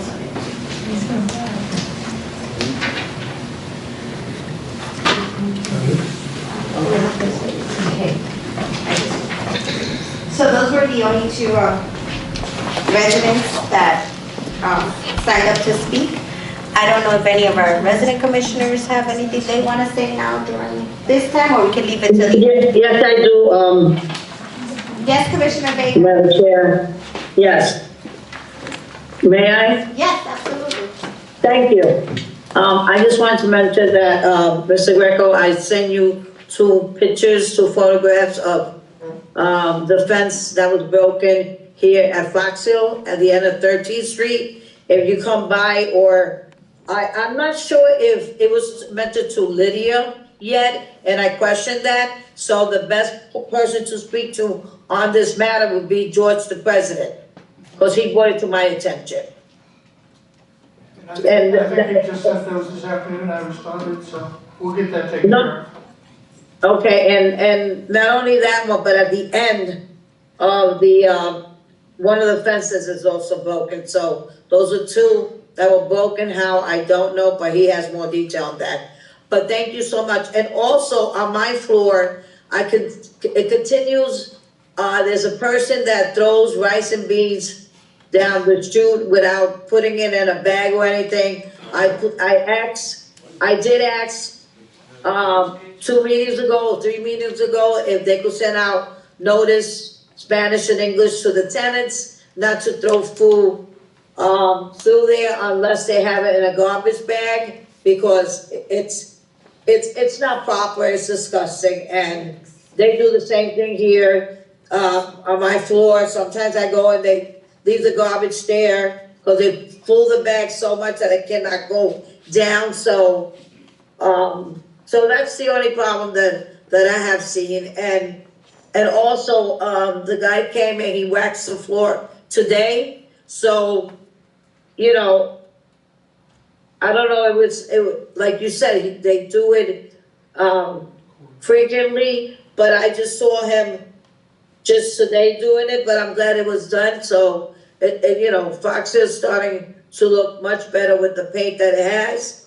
And, you know, credit's due where it's due. So thank you so much for keeping up with the buildings and doing, having everybody do what they have to do as far as taking care of the buildings here, especially in Fox Hill. I gladly appreciate it. Thank you.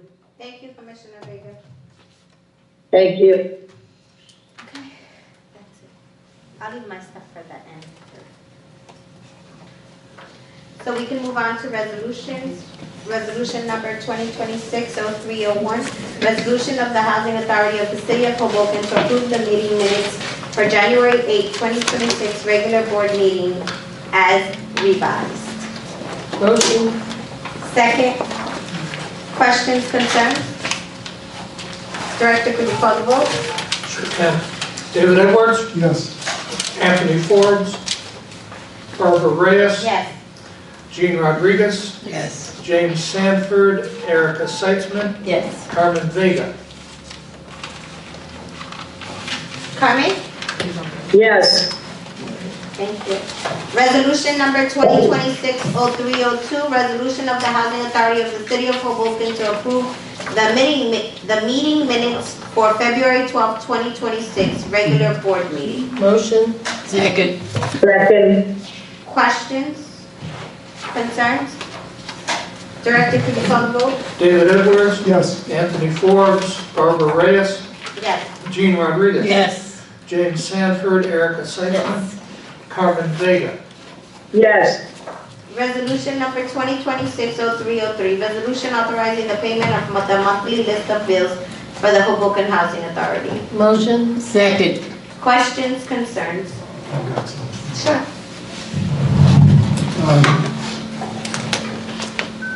Item number 27, Man McKay and Associates recertifications, December, January, 62,009, 2503. I'm just curious, that works out to what, $31,000 a month? If that's annualized, it's 360, 370. If I remember, the projected cost for this was like 200 or 250. Am I remembering that wrong? I mean, is the cost substantially more than what we originally anticipated? Yes. So they were very busy in January. They did 385 annual recertifications and 15 interim recertifications, so 400 recertifications in total. The contract value was for $249,600, and so cumulatively we're at about $90,000.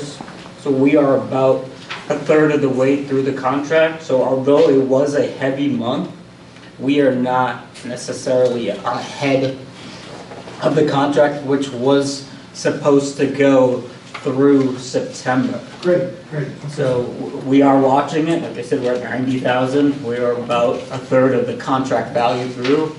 If we are at this in the same position in, say, June or so, then we'll probably have to stop the contractor and rebid it.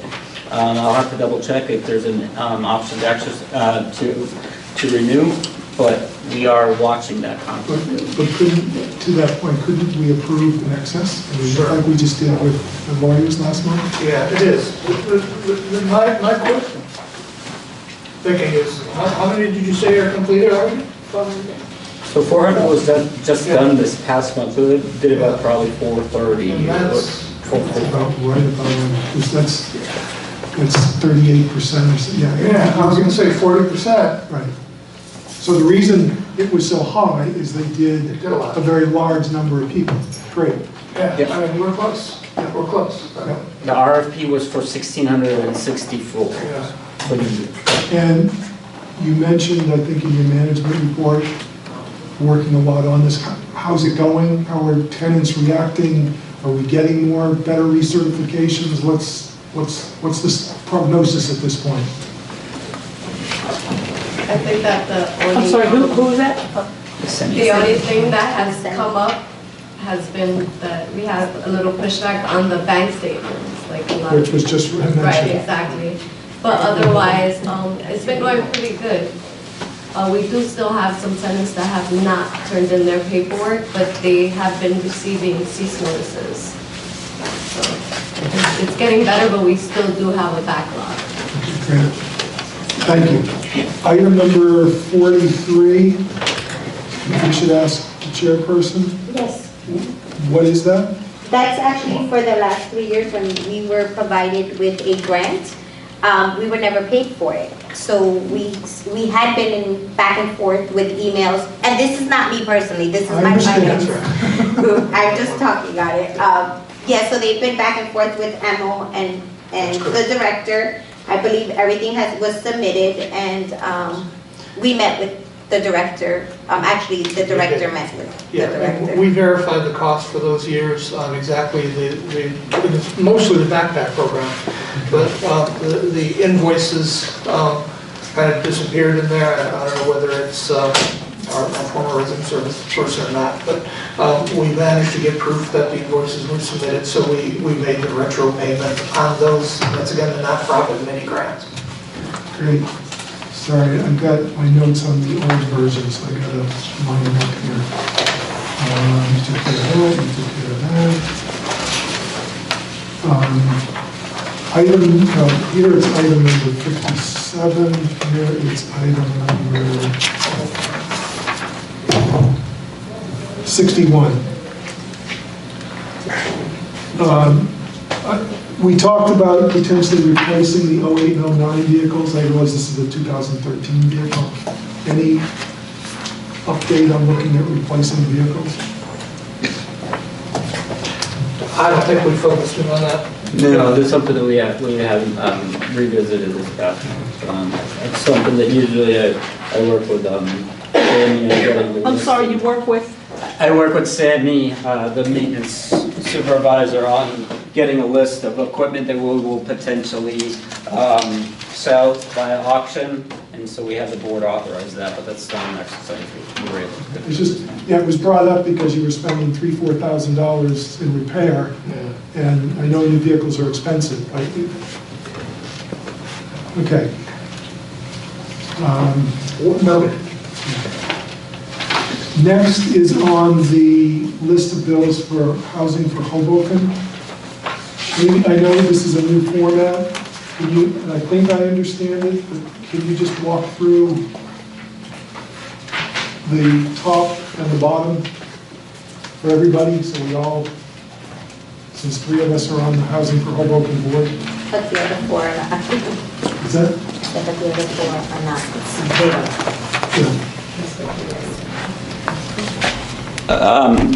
The top section of the list of bills for housing for Hoboken represents some physical checks that the authority cuts for various vendors, including the housing authority.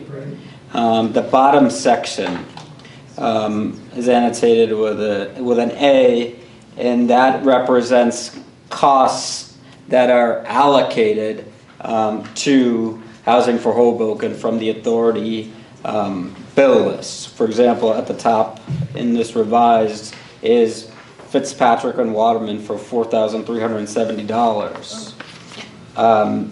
There was no physical check cut for that expenditure. The check was cut for, if you go back to the front page, for $16,160 because Fitzpatrick and Waterman issues a consolidated invoice.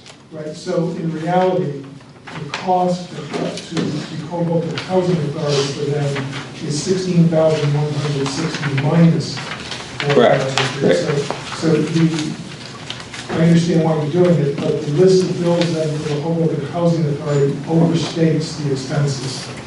Because if you add, you're double counting, right? Because it's showing up, that $16,160 is showing up as the part of the total for the Hoboken Housing Authority, and it's also showing up 4,000, whatever it was, 370 of it is also showing up on Housing for Hoboken. Yes, I see what you're saying. You're considering the list of bills a list of expenditures, expenses. So however, the housing authority does have a cost or an expense of $16,000, but then in turn there is a receivable on their books, and that's reimbursed by Housing for Hoboken. Right, but if I wanted to know how much Hoboken Housing Authority spent, or you're asking to be spent in the month of March, and I go to the last page and it says grand total $1,438,756. That's not actually the grand total of expenses for the Hoboken Housing Authority. It's the $1,438,000 minus whatever A is on the Housing for Hoboken. But it is the amount that the housing authority paid out. Got it. Right? So this is literally the amount, on the housing authority list of bills, it's the amount of the checks we cut. Understood. Right? And then it's reimbursed. Yeah. So where else would it show up to show the trued out number? It would get complicated. What you have to do is show, have a foot, I don't know, is the short answer. Yeah. But, well, first of all, there's recognition that that's what's happening, which is what I want to get at. And now I understand it. So then the next question I have is, there's two vendors who are on both halves of the housing for Hoboken. If you look at item number, I think it's the number 8, HD Supply Facilities. Yeah, it's number 8. Is up top, and then if you go down to your bottom under A, there's HD Supply Facilities Maintenance for, well, it's cut off, but apparently the exact same thing. So was there actually a check cut for HD supplies and an allocation? Or, so it has both? But then why would you cut a check for part of it and allocate part of it? And just to continue, number 16, Slade Elevator is also on the bottom half of your report. So there's two vendors who you're showing you cut a check for and you allocated from Hoboken Housing Authority. Is that just, anyways, again, trying to understand it. Yeah, let me agree with the point. I need to get back to you on it. I'm not sure why that is. But if I look through the checks, there is a check for... Yeah, you have checks here? You Yeah. have the checks, and sign the checks. I have the checks and they have not been signed. But do you have, can you see in the pile for Housing for Hoboken? Well, I guess, we don't need to do it, I guess, right now. Are there two checks? One, I thought it was supposed to be two checks. It's I thought supposed to be it's one supposed to check. be one check. It's because not, all it's never one two amount. check, I think that's the confusion. It's only one check. no. The top half of this page, okay, are checks that are cut. The bottom half of this page, there's no check cut, and it's supposed to be part of Housing for Hoboken. You mean the housing? Excuse me, Hoboken Housing Authority. Correct. Okay, so why did we pay this vendor a check from Housing for Hoboken and allocate a portion from the Hoboken Housing Authority? There's, what I was understanding is it's an either or, and here we've got both. There is a both.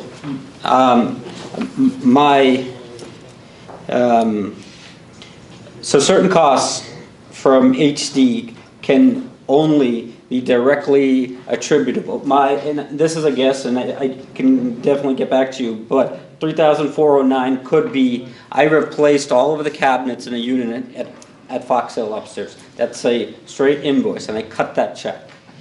For Slade Elevator. Well, we're finished with HD. For Slade Elevator, it could be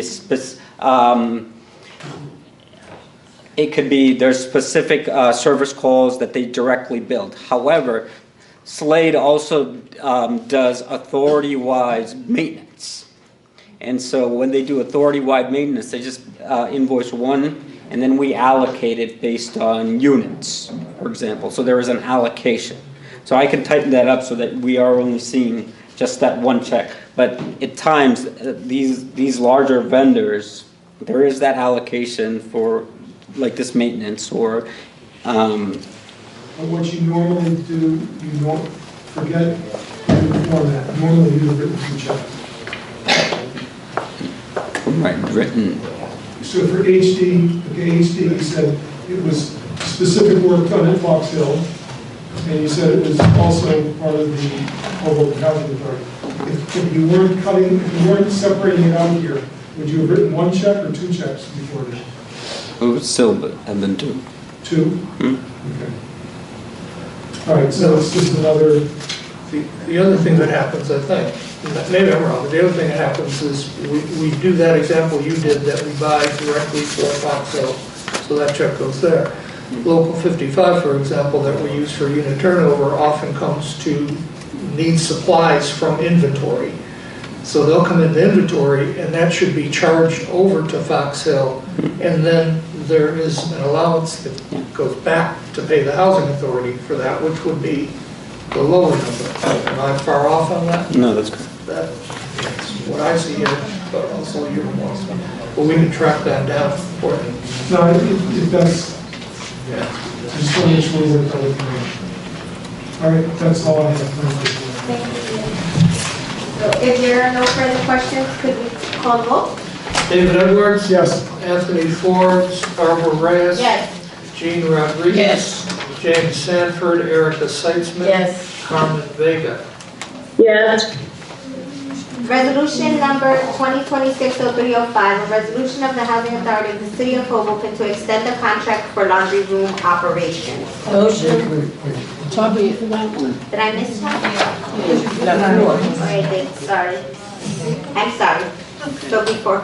Resolution number 2026-0304, resolution of the Housing Authority of the City of Hoboken approving a policy regarding immigration enforcement, ICE. Motion. Second.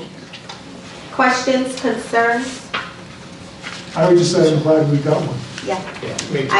I want to reiterate that I really am grateful that you guys worked on this and actually we have it in place and that now everybody knows exactly what to do in the event that they do have it. And I would like to thank the chairwoman for her work on this because we modified the draft, but you worked hard on it, so thank you, and pushed it.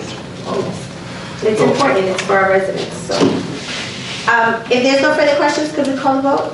David Edwards? Yes. Anthony Forbes, Barbara Reyes? Yes. Jean Rodriguez? Yes. James Sanford, Erica Seitzman? Yes. Carmen Vega? Yes.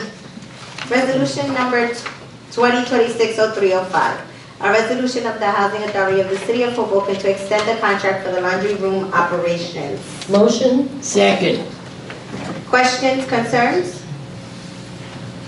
Director, call the vote. David Edwards? Yes. Anthony Forbes, Barbara Reyes? Yes. Jean Rodriguez? Yes. James Sanford, Erica Seitzman? Yes. Carmen Vega? Yes. Resolution number 2026-0306, a resolution of the Housing Authority of the City of Hoboken to award a contract for computer maintenance service. Motion. Second. Questions, concerns? I would just like to say thank you to Angel and the director for putting together the contingency plan. Thank you. Thank you. Thank you, Angel. If there's nothing further, Director, call the vote. David Edwards? Yes. Anthony Forbes? Barbara Reyes? Yes. Jean Rodriguez? Yes. James Sanford? Erica Seitzman? Yes. Carmen Vega? Yes. Since I believe, okay.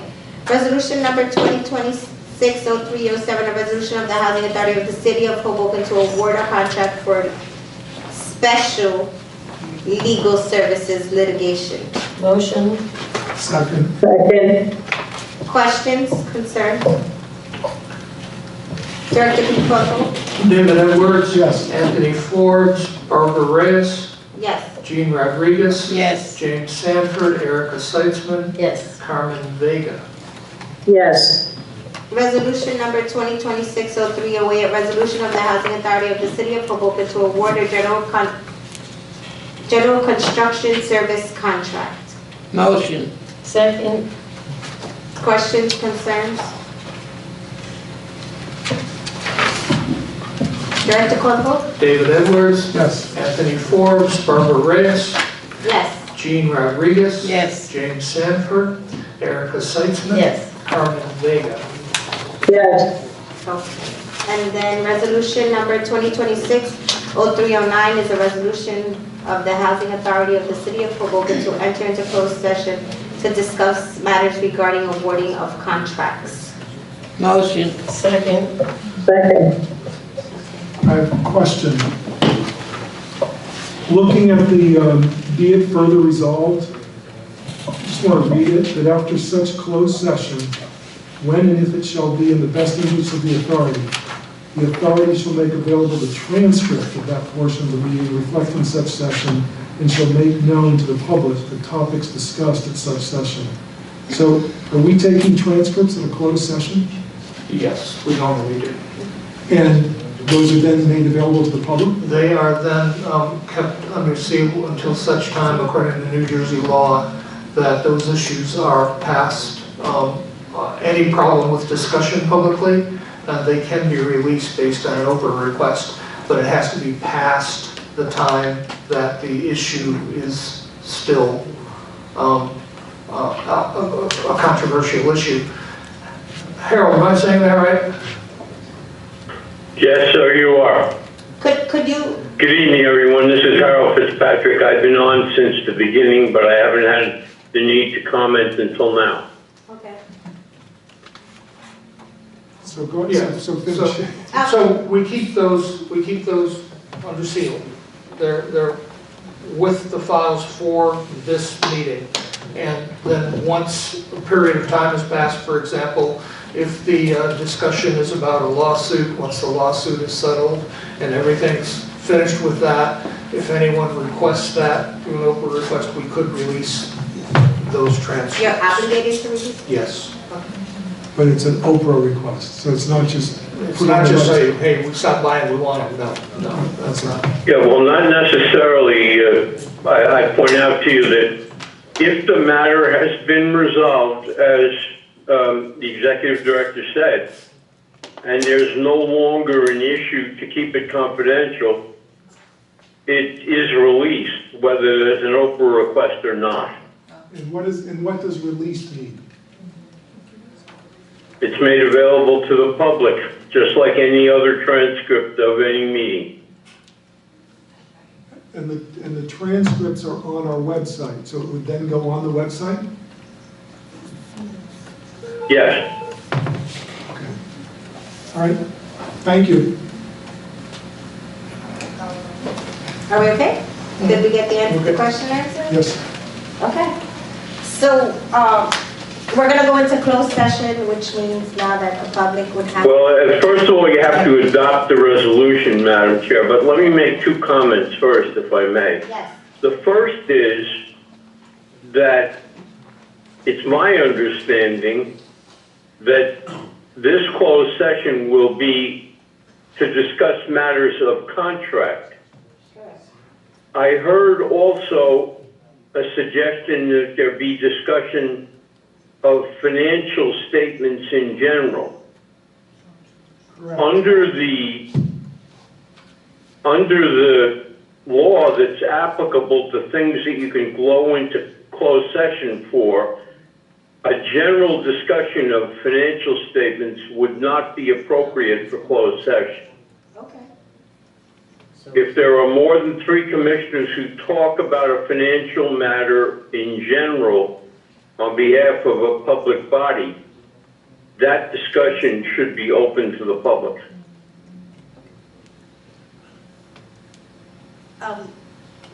I mean, I don't have a problem with discussing it in public. I don't know how anyone else feels. I think. Well,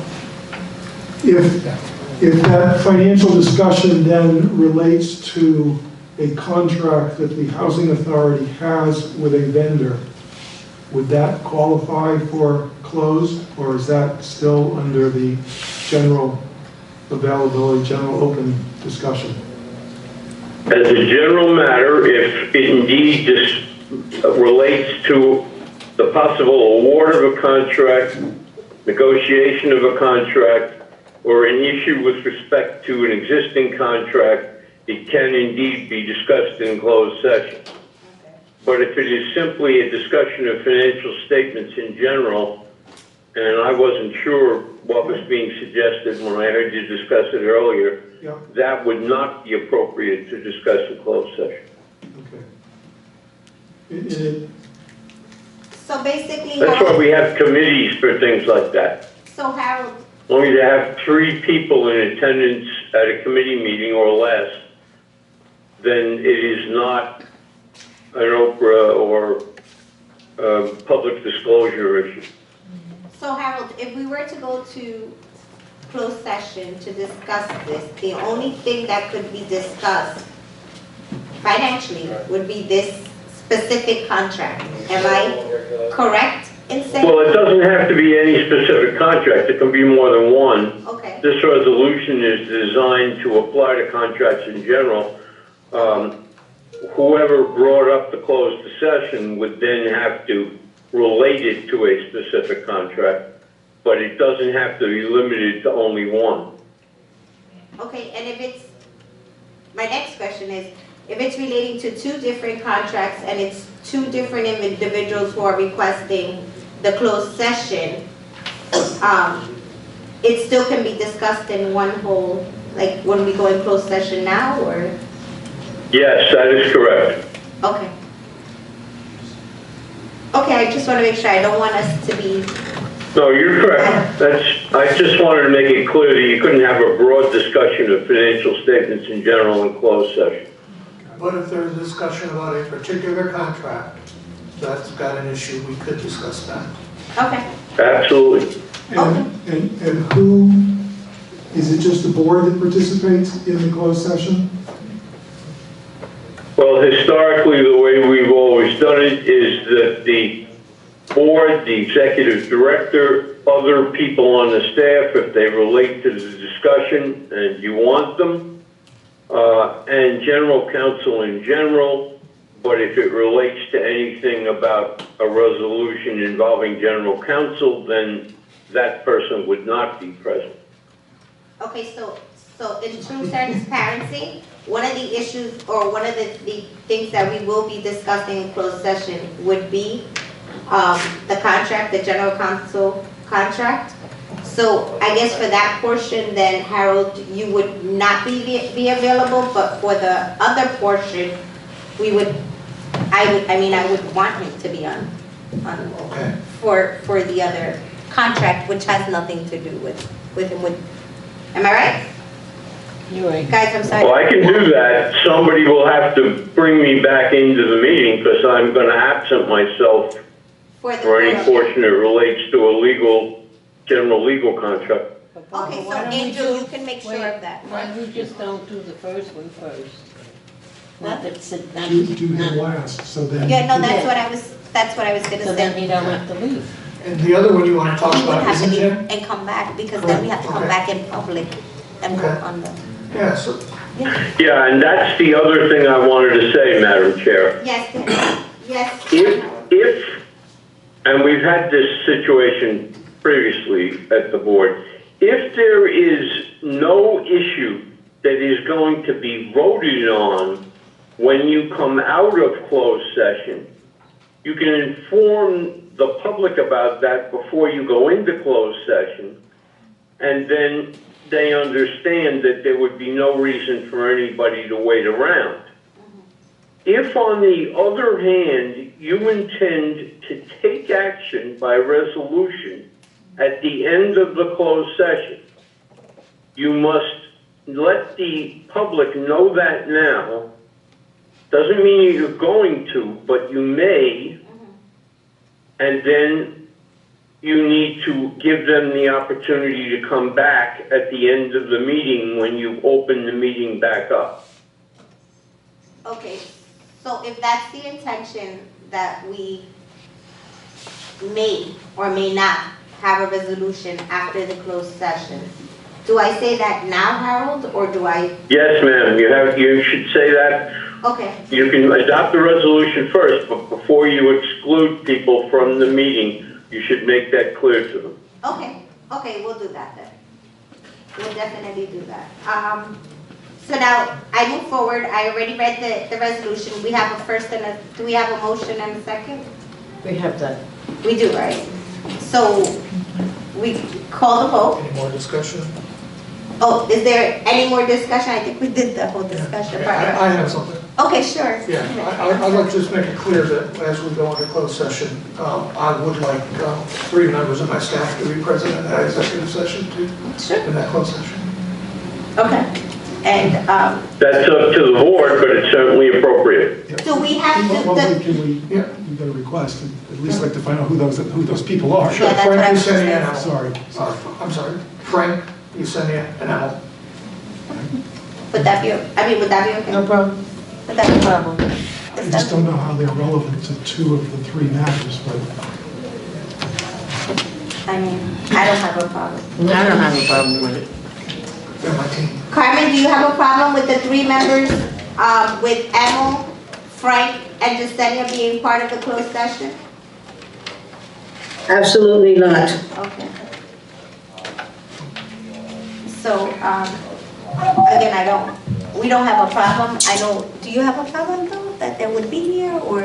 well, I don't know, again, I don't know how this is going to go, and if that's something that you'd like, Mark, again, it seems like the board is not against it. Commissioner Edwards, I understand that you may have an issue with it, but I don't know. a lot of this is just new territory for me, and I'm just trying to catch up with it. Yes. So, This is new for me too, closed session, All honestly. right, if others don't, then that's fine. Okay, perfect, great. Okay, so we are going to allow the 3 members of the Housing Authority, Emil, Justenia, and Frank to stay in for the closed session.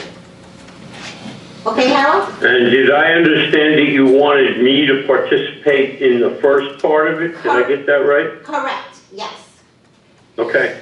Okay, so no further discussion? Mark, would you call the vote? David Edwards, Yes. Anthony Forbes, Virgil Reyes, Yes. Jean Rodriguez. Yes. James Sanford, Erica Seitzman. Yes. Carmen Vega. Yes. Okay, before we go into closed session, I'd just like to let the members of the public know that when we come out of closed session, we may or may not vote on a resolution. We just needed to let everyone know. So right now, because of this, we will have to ask everyone, except those noted, to leave the room. Teresa and Angel to run and tech. You can stay? Yeah.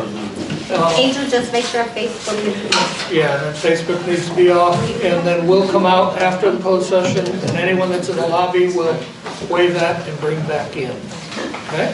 Harold, Teresa, And Angel should keep me on the call until such time as you get to when I hang up. Yeah. Okay, Harold, quick question, the Teresa, that is you? That's me, that's me. That is you, right? I thought it was you, okay.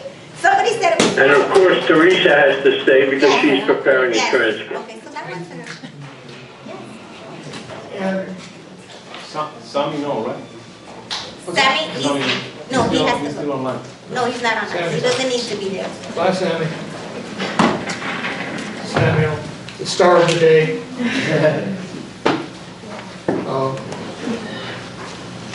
So you can take the Hoboken Housing Authority, that is us, right? That's computer. That's the computer That's the itself. computer. Okay, so that's not public stuff. No. Just want to make sure. No recording. Jasenia, I was gonna say, you used to. Harold,